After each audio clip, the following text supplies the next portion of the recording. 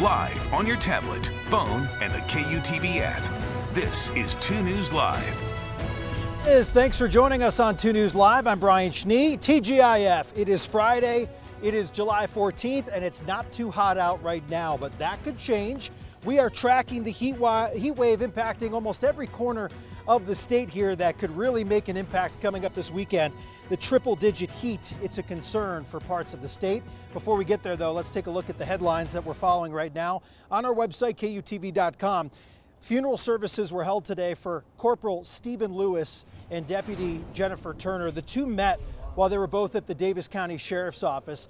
They were married just 3 days before that motorcycle crash that took their lives. After the funeral, a police motorcade escorted family members to a private gravesite service at the Brigham City Cemetery.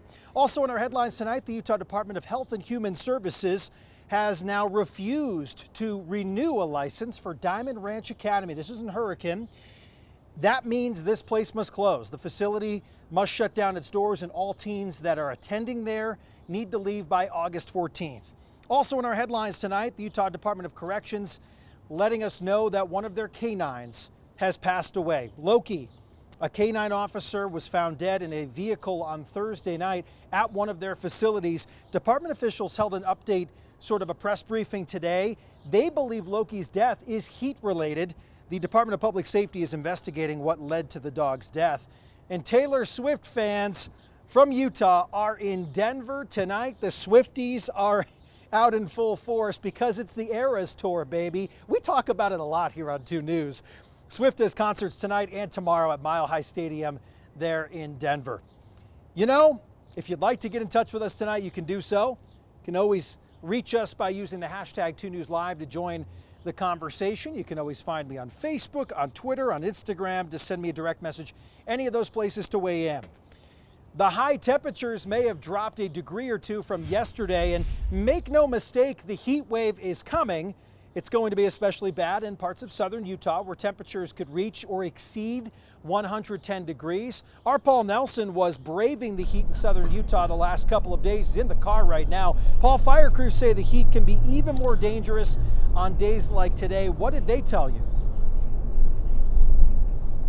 Basically, you know how you mentioned how it's not so hot right now? That's kind of what a lot of people think when they go out, but they don't realize that it doesn't have to be as hot. For example, a lot of people believe that if it's not as hot, it's not as dangerous, and fire crews say that's just not true. They go out to a lot of fire-related, heat-related issues, I should say, even in the upper 90 temperatures, which in Salt Lake County and Utah County, that's what we are right now. So one thing that they're saying is that you should definitely not underestimate the danger of the heat just because it's not as hot as before. And another thing that they mentioned, they say that it's not enough just to stay hydrated when you're out and about in the middle of the heat. They say you need to be well hydrated before you even go out. A lot of people, they bring their water with them and think that that's going to be fine, but they weren't well hydrated enough to begin with, according to a lot of fire crews. So just some very good safety tips that are out there, but basically their main message is do not underestimate how hot it is just because it's not as hot as it was yesterday. Paul, how about the conversation regarding fire danger, wildfire danger? The temperature is one of many factors that create sort of a perfect storm, if you will, for fire weather conditions. Did you talk about that today with fire crews? Well, we have spoken with fire crews about the fire dangers, especially in the heat before. They mentioned things like even just keep in mind where you park when you just go ahead and just pull off to the side and park your car. If you're parking in a grassy area, that could be.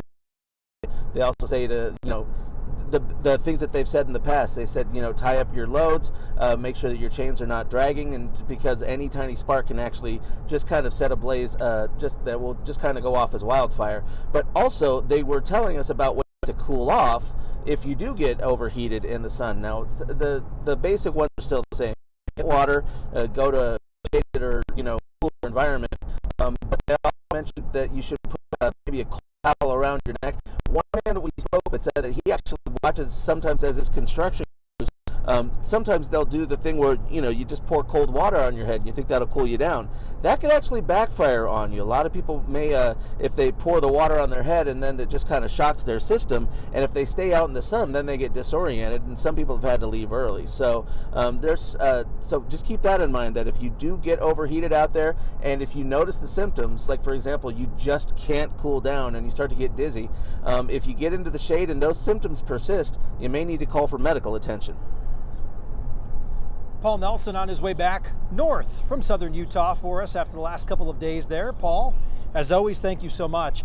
That excessive heat warning in effect through Monday. Temperatures could reach or exceed 110 degrees. State parks are an area where a lot of people are flocking to, specifically in southern Utah. Of course, our national parks as well. We caught up with a state parks manager with some of the insight about what you should be doing if you're deciding to head out.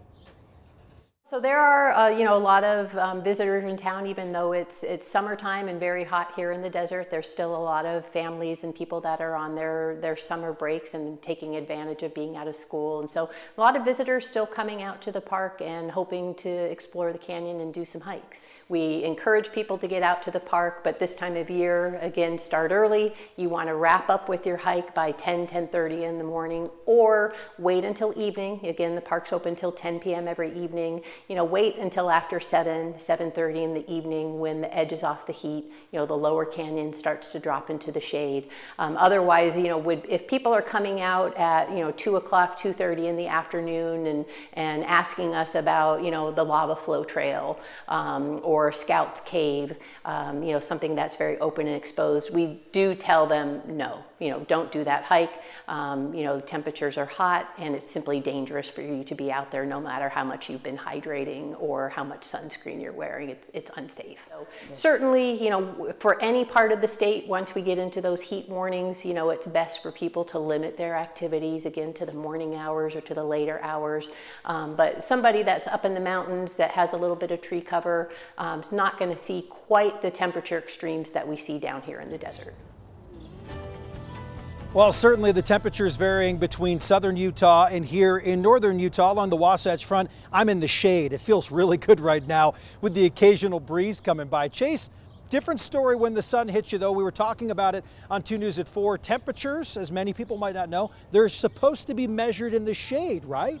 They are. So the official temperatures that you're seeing on this map taken in the shade, typically over grass, brush, the environment. So it's a lot hotter in the sun, especially if you're on pavement or concrete. You got to factor in another 10, 20 degrees. So even though it's 92 and slightly cooler today in Salt Lake, it's still plenty hot out there. But if you find some shade, nice little patio this evening for a Friday night dinner, probably be shaping up to be really nice. 88 in Logan, Heber 90 today, but notice down in southern Utah, the extreme heat is starting to kick in, with St. George seeing a high of 108 degrees, and it's also very dry out there. Humidity is below 10% in southern Utah. So we don't have a whole lot of gusty winds, which is great news, but we're drying out all that fuel, the brush, the grasses. So fire danger is just going to stay elevated because it's been several weeks since we've had measurable rain, especially down in southern Utah.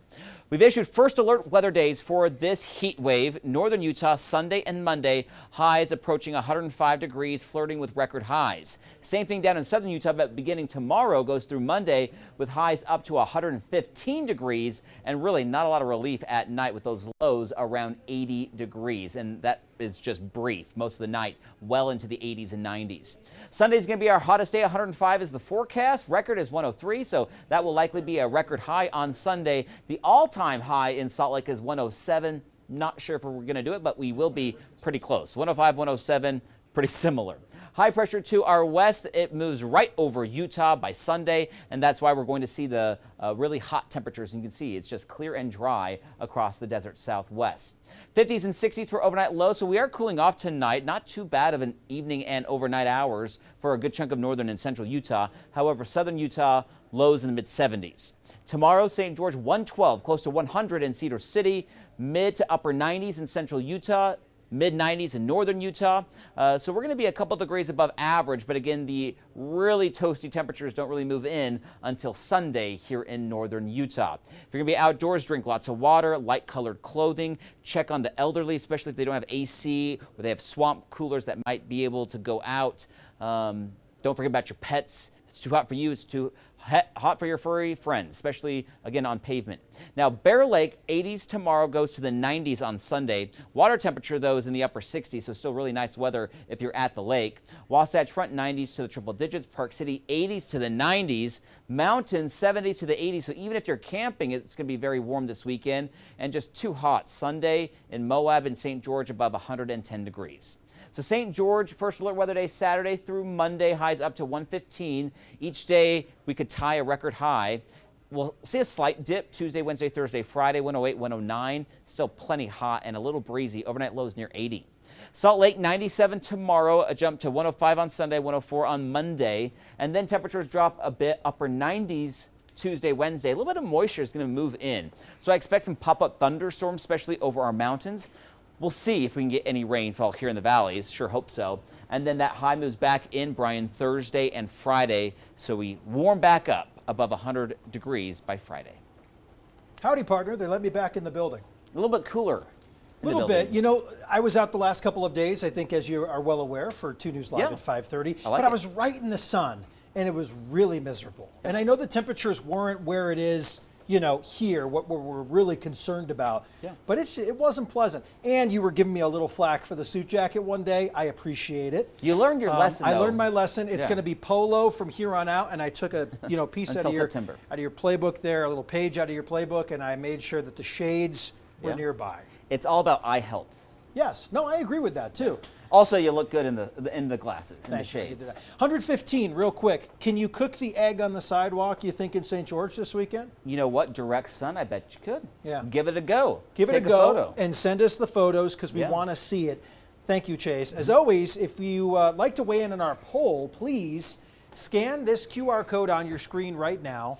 It's the same poll that we brought you, I believe, yesterday, too. Current hot temperatures making you reevaluate your outdoor plans. Most of you saying, I was going to play it cool anyway and just stay home. Feel free to weigh in. We'll be probably using this poll throughout the weekend. And as we head into the weekend, download our 2 News weather app to know about changes in your neighborhood, know about those heat advisories and the warnings and watches for your areas. Very important. You can get updated forecasts, of course, live radar right at the palm of your hand by downloading our 2 News weather app, which is free. Pioneer Day nearing in just a few days at the tail end of our 10-day heat advisory here in Utah. With the higher risk due to dry temperatures in the triple digits, officials across the state want all of us to be extra safe when it comes to lighting fireworks. We say it a lot. Darby Sparks spoke with people in areas where fireworks are banned about their concerns, as well as the Salt Lake City Fire Department about how they mitigate potential disaster from taking place. Darby, first, what did the folks at Salt Lake City Fire tell you? Well, they said that education is the best way to prevent any harm when you light fireworks, Brian, and they are hanging up these signs in all the neighborhoods where fireworks are banned. They also said that you just need to be extra cautious even when you're lighting legal fireworks. When it's gusty, when the winds are out, if you're near structures, you need to be very careful and think twice, Brian. Well, Darby, how about some members of the general public? Did you speak with anyone out and about today just about the general use of fireworks, their thoughts? Always interesting to hear what people have to say about it. Yeah, I spoke with residents in the Avenues area, and they're just very worried. They said that they've heard fireworks go off before in those areas, and they want to be sure, because of the fire hazards, and especially because it's so dry and it's so hot out, to make sure that there are no illegal fireworks going on. They said that they'd be comfortable with police doing extra patrols even if there were the resources. Brian? Darby Sparks live for us tonight. Another good reminder, just be mindful, know your restrictions, and be responsible. Darby, thank you so much.